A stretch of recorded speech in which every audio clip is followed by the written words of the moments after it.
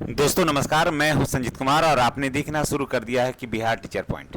दोस्तों आज बात करेंगे कि नई सरकार से शिक्षकों को क्या उम्मीद है, क्या उम्मीद लगा करके शिक्षक बैठे हैं। आज मुख्यमंत्री बनने का उनका दूसरा दिन है, तो ऐसे में अब सवाल ये उठता है कि मुख्यमंत्री बनने के बाद, नई सरकार के गठन के बाद बिहार के शिक्षक जो हैं वो आशा भरी निगाह से सम्राट चौधरी की तरफ देख रहे हैं कि सम्राट चौधरी जब बने हैं तो नीतीश कुमार के अधूरे सपनों को साकार करेंगे। आप देखिए इसमें क्या कुछ अपडेट निकल कर के आया है, वो तो मैं आपके साथ शेयर करूंगा। और क्या उम्मीदें लगा करके बैठे हैं बिहार के लाखों शिक्षक। तो सबसे पहले मैं आपसे तमाम भाई बहनों से मैं ये रिक्वेस्ट करूंगा कि अगर आप चैनल पर नए हैं तो चैनल को सब्सक्राइब करके बेल आइकन को दबाइए ताकि वीडियो का जो नोटिफिकेशन है वो आपको मिले। तो नई सरकार से क्या उम्मीद है।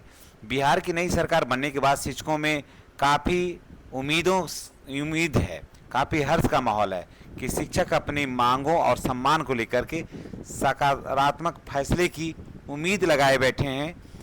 दूसरा, ट्रांसफ़र पोस्टिंग और वेतन जैसी समस्याओं को ध्यान देने के लिए कहा गया है कि अब तो केंद्र में भी बीजेपी की सरकार है और बिहार में भी बीजेपी की ही सरकार है, यानी बीजेपी का ही मुख्यमंत्री है। तो अब तो राशि को आने जाने में कोई दिक्कत नहीं होगा और राशि समय से बिहार आ जाएगी, कहीं अटकेगी नहीं, है ना। अगर इसके बावजूद अगर काम नहीं होता है तो समझिए कि बिहार के लोगों के लिए दुर्भाग्य है और सरकार के विश्वसनीयता पर भी सवाल उठेगा।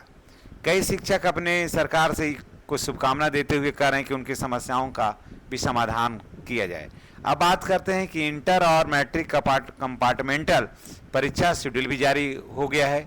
उसमें परीक्षा की तिथि है 2 मई से 11 मई तक। मैट्रिक की परीक्षा का है 2 मई से 6 मई तक। दोनों पालियों में परीक्षाएं होगी। समय होगा 9:30 से 12:45 प्रथम पालिका और द्वितीय पालिका होगा 2 बजे से लेकर के 5:15 शाम तक। ठीक है, हर पाली में 15 मिनट अतिरिक्त समय दिया जाएगा। प्रैक्टिकल की बात कर लें तो मैट्रिक का जो प्रैक्टिकल है 29 से 30 अप्रैल तक होगा और इंटर का जो प्रैक्टिकल है 23 से 14 मई तक होगा। अब चलिए, बीपीएससी ने अभ्यर्थियों को अलर्ट किया है। क्या अलर्ट किया है भाई, तो देखिए अभी परीक्षा चल रहा है एईडीओ का, तो उसमें फर्जी प्रश्न पत्र जारी हो रहा है और लोगों से पैसा लिया जा रहा है।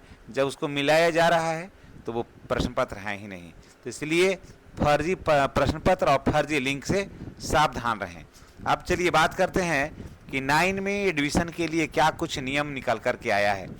कुछ नियम बदल गया है, इसलिए आप तमाम लोगों को ये से ध्यान देने की ज़रूरत है।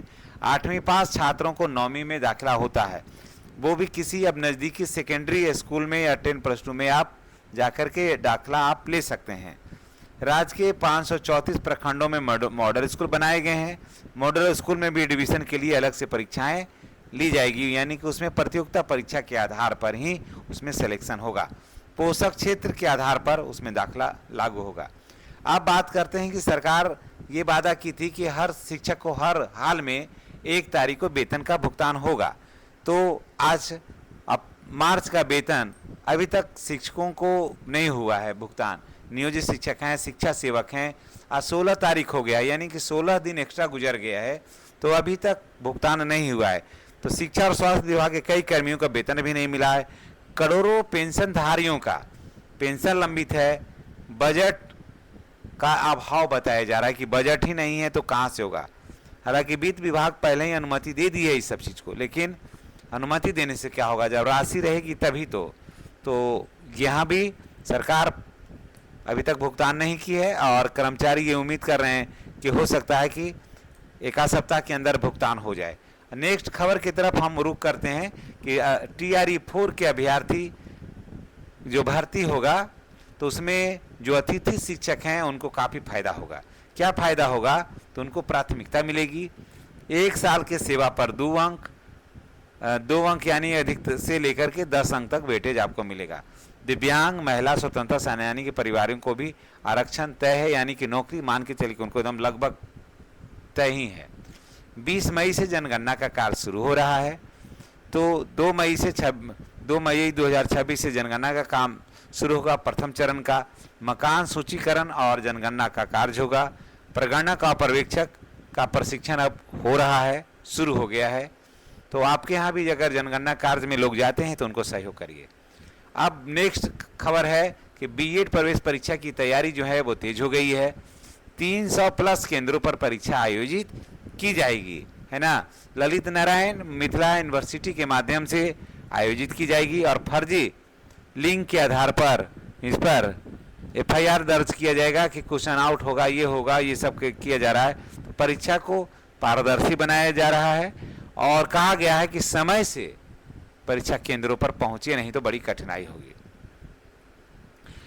तो नई सरकार के गठन से शिक्षकों में काफ़ी उम्मीद है और शिक्षा की ये सरकार से उम्मीद लगाए बैठे हैं कि शिक्षकों का पेमेंट जो है वो समय से हो।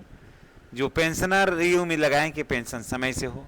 तो अब देखिए शिक्षकों की समस्याएं कितना 100% उन पर खरा उतर पाती है नई सरकार, ये तो आने वाला वक्त बताएगा।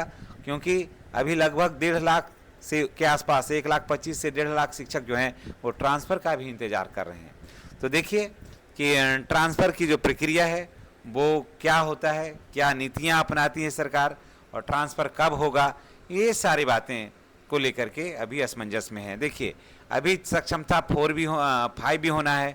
बहुत सारे शिक्षक उसमें शामिल हो भी सकते हैं और बड़े पैमाने पर शिक्षकों ने उसे दरकिनार कर दिया कि नहीं देंगे।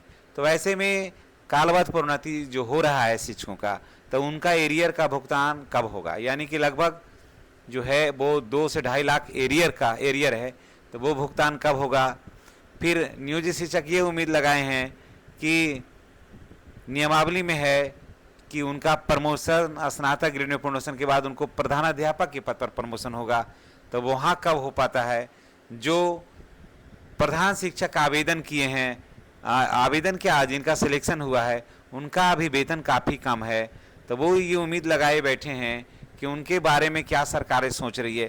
तो बहुत सारे ऐसे मुद्दे हैं जो अभी अनुत्तरित हैं और सरकार के पास ये पड़े हुए हैं और सरकार इस पर क्या कुछ निर्णय लेती है, ये तो आने वाले 2-3 महीने के अंदर सब कुछ क्लियर हो जाएगा। बिल्कुल क्लियर हो जाएगा कि सरकार का रुख क्या है, सरकार क्या कुछ चाहती है। और शिक्षकों की जो उम्मीद है, शिक्षकों की जो ये सब संभावनाएं हैं ट्रांसफ़र को लेकर के, वेतन वृद्धि को लेकर के, ये सब संभावनाएं अभी बरकरार रहेगी। अभी इस सारे संभावनाओं पर 1 से 2 महीना या 3 महीना तक आपको वेट करना ही होगा। तो चलिए इसी के साथ हम आपसे विदा लेते हैं। नेक्स्ट वीडियो में हमारी और आपकी फिर मुलाकात होगी। चैनल पर नए हैं तो चैनल को सब्सक्राइब करके बेल आइकन को दबाइएगा ताकि इस तरह का वीडियो का जो नोटिफिकेशन है वो आपको मिलता रहे। धन्यवाद। जय शिक्षक, जय बिहार। और स्वास्थ्य ही धन है। विद्यालय समय से जाएं, समय से आएँ, ताकि विद्यालय को में जाने में धड़फड़ाई नहीं हो और एक्सीडेंट से बचें। दुर्घटना से भली है देरी, थोड़ा सा देर हो जाए कोई बात नहीं है, लेकिन दुर्घटनाग्रस्त होना ठीक नहीं है। इसलिए हमेशा अपने स्वास्थ्य को बेहतर करें, उत्तम बनाए रखें। धन्यवाद।